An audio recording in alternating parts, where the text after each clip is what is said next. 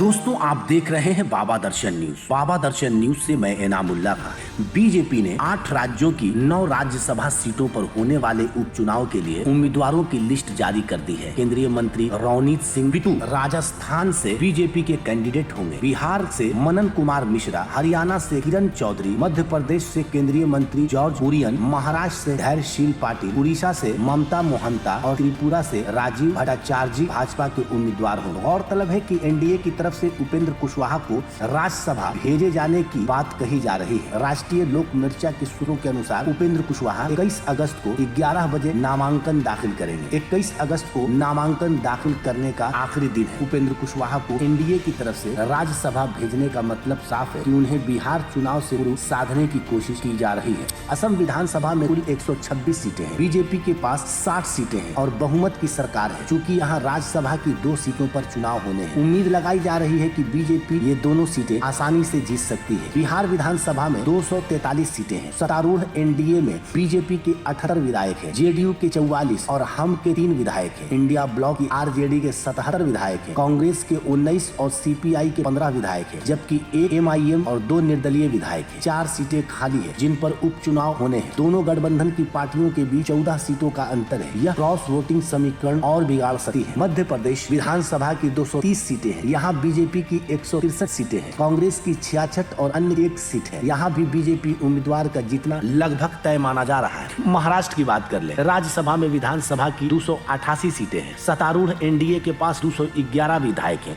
इनमें बीजेपी के 103, एनसीपी अजित पवार के 40, शिवसेना एकनाथ शिंदे के 38 समेत निर्दलियों का समर्थन शामिल है। वहीं एमवीए में शामिल कांग्रेस के 37, शिवसेना यूबीटी के 15 और एनसीपी शरद पवार के 12 सदस्य हैं। अन्य पार्टियों में बहुजन विकास आघाड़ी के 3, समाजवादी पार्टी के 2, एआईएमआईएम के 2, प्रहार जनशक्ति पार्टी के 2, पीडब्ल्यूयूपी के 1, राष्ट्रीय समाज पक्ष के 1, भारतीय कम्युनिस्ट पार्टी मार्क्सवादी के 1, क्रांतिकारी शेतकारी पार्टी के 1, जन सुराज्य शक्ति के 1 और 13 निर्दलीय सदस्य हैं। राज्यसभा की जो 2 सीटें खाली हुई हैं वे बीजेपी की है। यहाँ भी दोनों सीटें बीजेपी के खाते में जाते दिख रही है। बात करते हैं राजस्थान विधानसभा की। राजस्थान की अगर बात कर ले तो विधानसभा की कुल 200 सीटें हैं। सत्तारूढ़ बीजेपी के 114 विधायक हैं, कांग्रेस के 66, भारत आदिवासी पार्टी के 3, बहुजन समाज पार्टी के 2, राष्ट्रीय लोक दल का 1 विधायक, 8 निर्दलीय विधायक हैं। 6 सीटें खाली हैं जिन पर उपचुनाव होने हैं। नंबर गेम देखा जाए तो राजस्थान में भी बीजेपी के जीतने के चांस ज्यादा है। हरियाणा में राज्य की 90 विधानसभा सीटें हैं। सत्तारूढ़ बीजेपी के पास 41 और एचएलपी पार्टी के विधायक हैं। 5 निर्दलीय हैं। इनमें 3 विधायक कांग्रेस में शामिल हो गए हैं। 2 निर्दलियों का बीजेपी को समर्थन है। विपक्ष में कांग्रेस के पास 29 विधायक हैं, जबकि जेजेपी के पास 10 और इंडियन नेशनल लोक दल के पास 1 विधायक है। जेजेपी किसी गठबंधन का हिस्सा नहीं है। 3 सीटें खाली है जहां उपचुनाव होने हैं। चुनाव में बीजेपी उतरती है तो उसका पलड़ा भारी है। हालांकि क्रॉस वोटिंग से इनकार नहीं किया जा सकता है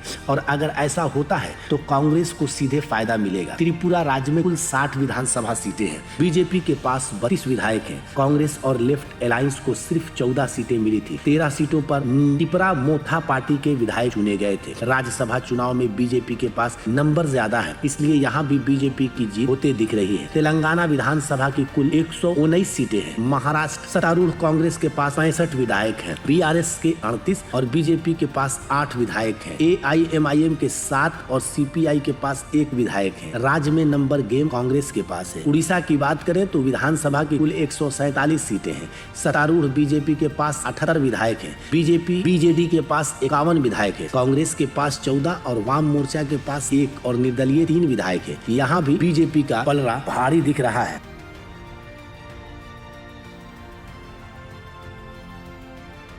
अगर आप इस वीडियो को फेसबुक पर देख रहे हैं तो फेसबुक पेज को लाइक कीजिए और वीडियो को शेयर कीजिए। अगर आप इस वीडियो को यूट्यूब पर देख रहे हैं तो यूट्यूब चैनल को सब्सक्राइब कीजिए और घंटी के आइकॉन को दबाइए।